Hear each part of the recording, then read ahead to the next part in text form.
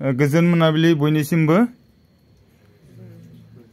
दिनैहाय थांनाय बोसोर 2024 मायथाइनि मेट्रिक उथ्रिसार जानाय फरायसुला आरो फरायसुलिफोरखौ बिदाय होनायजों लोगोसे बरायनाय हाबाफारि लानाय जादोंमोन।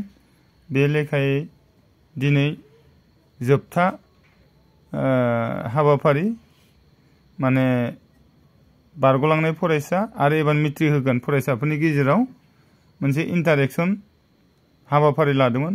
खाम जाखांनायनि उनाव हाबाफारिया जोबनायनि उनाव दा नैबे हाबाफारिनिनो माने जोबथा हाबाफारि जेराव तारमाने सिनियर स्टुडेन्टआ गावसोरनि रोंगौथि सानै फरायसुला सासे फरायसुला आरो सासे फरायसुलि रंगिना बसुमतारी आरो सासे बिश्वजित बसुमतारी आखाइ थिखांलाय बिश्व ओमफ्राय रंगिना बरिया डाउन सानैबो आइनपारा गामिनि सानैबो स्टार मोनदोंमोन दाख्लै बारग'लांनाय मेट्रिक परीक्षायाव। दा बिसोरजों एबार मेट्रिक होगोन स्टुडेन्टफोरखौ इन्टारेक्शन खालामहोनाय जादोंमोन। दा बिनिनो मोनसे भिडिअ